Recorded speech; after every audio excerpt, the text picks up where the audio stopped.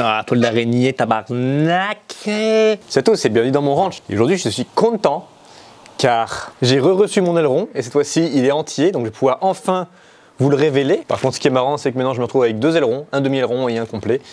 C'est pas grave, je ferai une étagère avec l'autre, je pense. Mais encore, j'ai trouvé des jantes.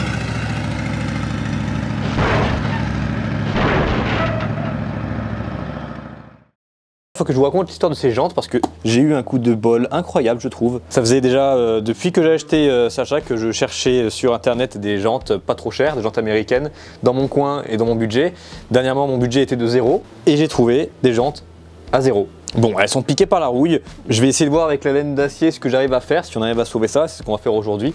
Ensuite, on va les installer sur Sacha, voir si ça lui va ou pas. J'avais eu 2 chances sur 3 en fait pour que ce soit le bon anthrax. Le gars ne savait pas du tout l'anthrax, donc j'ai dû aller chercher les jantes. Je les ai ramenées, j'ai testé et ça fit.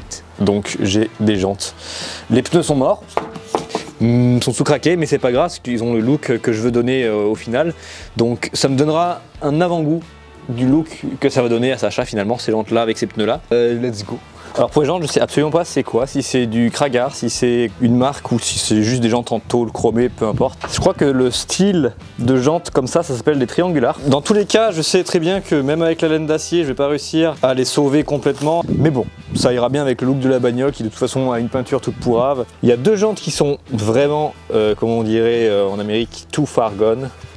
Et j'en ai 2 qui sont relativement pas trop mal, je trouve. Donc celle-ci par exemple, je pense qu'il y a moyen de bien la faire revenir.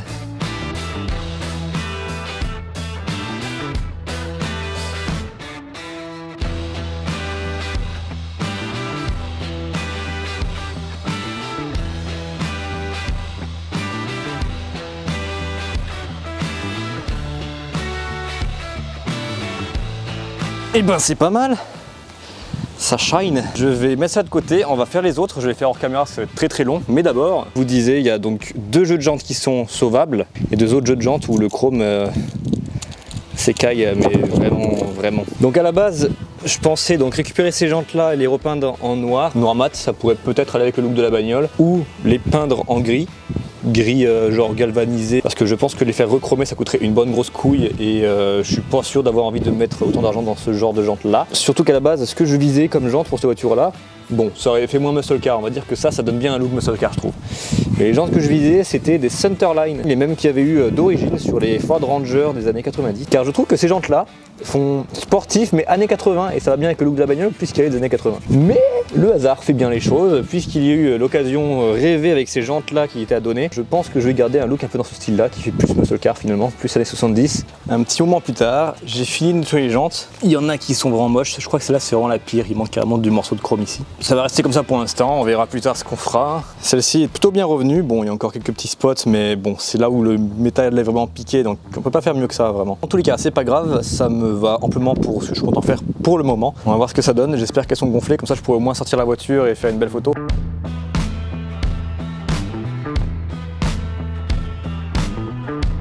On dirait que j'ai des pneus cross par contre dessus. Voilà, ça fait des méga roues. On dirait que je m'apprête à aller faire du off-road avec, sérieux, what the fuck. Quand je changerai les pneus, que je mettrai des Radial TA, ça va peut-être un petit peu calmer cet effet 4x4. C'est là que je me rends compte que les pneus que j'avais avant, ils étaient vraiment petits, hein. Il y a juste ça d'épaisseur. On dirait une roue de secours presque. Alors que là maintenant on a le double quasiment. J'ai l'impression d'avoir mis des jantes de Nissan Patrol sur ma bagnole là. Ça donne un bon look bien méchant. Là on va changer la roue arrière et c'est ça qui est bien aussi, c'est que les Mopar, en tout cas ce modèle là, on voit que la roue arrière est vachement rentrée dans la carrosserie, alors qu'avec un pneu plus large, comme c'est le cas là, ça va peut-être un petit peu réajuster et venir récupérer cette espèce de cave-in que ça fait là. Donc on va voir ce que ça donne.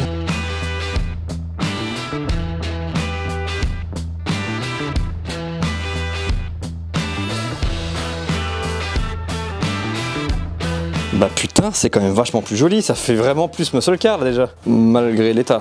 Ah, ça serait quand même cool de les faire rechromer. Je veux qu'elle ait une gueule de muscle car méchante, et qu'après quand on ouvre le capot on fasse ah, c'est un 600 lignes, lol. Une voiture blagueuse un peu. Je vais essayer de voir si j'arrive à la pousser, je vais galérer ma race, mais c'est pas grave. Mais faut qu'on ait une belle vue d'ensemble parce que ça lui rajoute vraiment une gueule. C'est vraiment pas mal. Je précise que je me considère pas comme un puriste, mais j'avoue que j'aime quand c'est d'origine, ou en tout cas que ça a un look qui va avec l'année de la bagnole on va dire. Donc genre ces jantes là, ça fait bien années 70, 80, etc. À l'époque, ça aurait pu être possible de trouver ces jantes-là sur cette voiture-là dans les années 80. Enfin bon, voilà, je pense que vous avez compris le concept. Lorsque j'ai parlé de changer le volant, tu te calmes. Lorsque j'ai parlé de changer le volant, c'est vrai que je n'ai pas précisé ce que je comptais faire avec le volant d'origine. Donc je vous rassure, je compte le garder avec la voiture. Je suis un petit peu maniaque, je pense, de ce côté-là, et je n'aime pas dépareiller une voiture de ses pièces d'origine en fait. Par exemple, la tonus blanche que j'ai eue, lorsque j'ai démonté le moteur, le 1300 d'origine, je l'ai sorti de la voiture, mais j'ai toujours gardé dans le garage à côté avec la voiture. Et quand j'ai revendu la tonus, je l'ai donné avec la voiture. Donc voilà, gros blabla pour juste mettre, on va dire, les pendules à l'heure. Je n'aime pas dépareiller une voiture de ses pièces. J'aime bien modifier une voiture, mais en essayant de conserver un peu son look original et respecter son époque, on va dire. On retourne au montage. Je vais essayer de la sortir de sa grotte, mais avec les pneus moyennement gonflés, je risque de galérer ma race. Putain, je vais réussir à pousser ça, moi.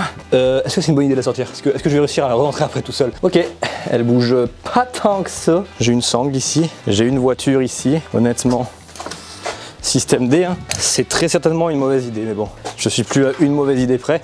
J'ai déjà acheté une Dodge, donc on va y aller easy. Vous allez peut-être me dire, mais tu vas faire comment pour la remettre dans le garage après? Vous ne me connaissez pas encore assez. J'ai enlevé la vitesse sur la Dodge, bien sûr.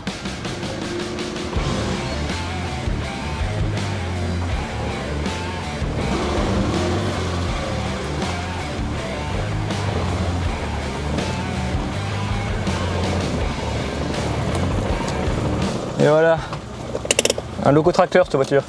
Putain.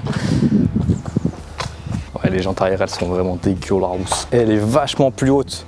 On dirait, vous savez, les voitures, ils appellent ça bootlegger, je crois. C'est une mode aux États-Unis où ils prennent une voiture comme ça pas chère, qui retape plus ou moins, qui garde un look un peu rat-rod et ils mettent des putains de gros pneus off-road dessus. Et des fois ils mettent même un rack sur le toit comme ça. Ce qui est cool, c'est que ça va peut-être me permettre de pouvoir descendre un petit peu l'avant et garder l'arrière un peu haut comme ça. Je suis plutôt fan du look que ça lui donne. Pour des jantes que j'ai pas payé, franchement, je vais pas me plaindre, ça lui va ravir, je trouve. Les jantes sont dans le même état que le reste de la carrosserie, donc franchement ça choque pas. Comme je le disais tout à l'heure, finalement, de mettre des pneus plus larges, ça remplit un peu plus le passage d'aile et la jante vient un peu plus, bon, pas à fleur, mais vient un peu plus remplir l'aile et c'est pas si mal. Je trouve ça plus joli qu'avec les jantes que j'avais jusqu'à présent. Vous allez me dire, bah maintenant que t'as mis les jantes, montre-nous ton putain d'aileron, qu'on puisse enfin savoir c'est quoi. Ça plaira pas. Moi personnellement, ça me plaît vachement plus que donc les fameux becs de canard. J'avais dit queue de canard. Non, queue de canard. Il y a du vent, le son va être dégueulasse, je suis désolé. Voilà le face reveal de l'aileron. Alors le vent l'a fait tomber parce que le vent est un connard. Les amis de Floride peuvent le préciser en ce moment, le vent c'est de la merde quand il y en a trop. Il va encore tomber mais c'est pas grave. Au moins vous voyez un peu le délire. C'est le même type d'aileron qu'on retrouve sur les Challenger des années 70. Sur les Challenger, les Coronet, les Dart, les Duster, même les Ford ont eu ça, les Ford Mustang Boss par exemple, la Mercury Cyclone Spoiler aussi. Enfin bref, c'est l'aileron qu'on trouvait sur tous les muscle cars des années 70 et je trouve que le look est vraiment sympa. Tabarnak, fuck you, ça fait peur ce con. Je vais le mettre sur le coffre, on va voir ce que ça donne. C'est un détail mais je trouve que quand on regarde la ligne de la voiture, il manque quelque chose au niveau du coffre. Et donc voilà, ça irait par là. Un truc dans le genre là, un peu plus par là quand même. Voilà. Je regarderai les cotes avant d'installer, je vais pas faire de la merde. Je vais essayer de regarder sur les Aspen, ça se faisait pas d'origine, mais je vais voir ce que ça donnait sur les Dodge Dart. J'ai vu quelques gens sur internet, donc aux États-Unis forcément, qui ont fait pareil justement, qui ont mis cet aileron là au lieu du fameux aileron de canard là. Je trouvais ça vraiment plutôt joli, donc c'est pour ça que j'ai préféré faire ça. Après encore une fois, hein, ça plaît pas, c'est une question de goût. Il y en a qui ont trouvé ça super cool, il y en a qui ont trouvé ça dégueulasse. Ça irait bien avec le capot noir et le hood scoop noir justement. Ça va faire un petit rappel du noir. J'ai hâte de l'installer. Moi je le verrais bien avec le nez un peu plus bas et le cul un peu plus en l'air quand même. Hein. Ça rajouterait ce look années 80 où ils mettaient des gros pneus à l'arrière et que la voiture était genre en mode camber. Non c'était pas un camber, je sais plus c'est quoi le nom de ce truc là. Moi j'appelle ça le mode levrette. Bon, sur ce, cette vidéo se termine. Elle a pas été bien longue. Mais pour le moment, c'est tout ce que j'ai à proposer. Sur ce, j'espère que la vidéo vous aura plu. Vous en savez un peu plus sur le look, la direction artistique, on va dire, que j'ai choisi pour la Dodge. Avec les jantes, les pneus, bon, on verra plus tard, mais ça sera du Biaf Goodrich aussi avec des lettrages blancs comme ça. Je veux absolument ce lettrage blanc. Prochaine étape, physiquement, ça sera capot noir, le hood scoop et mettre en place l'aileron. Et après, physiquement, elle aura son look final, quoi. À part que je vais encore la polisher pour essayer de faire un peu revenir la peinture d'origine. Je pense qu'il y a moyen, en tout cas, de la faire revenir bien. Un peu plus bleu, déjà. A bientôt dans une prochaine vidéo, dans 2 semaines du coup, parce qu'à partir de maintenant, les vidéos seront toutes les 2 semaines. Ça me fait chier, mais j'espère que c'est provisoire. Ça devrait l'être. Sur ce, je vous dis à bientôt dans une prochaine vidéo. Non, je déconne. On a le droit de rêver. Bon, tchuss.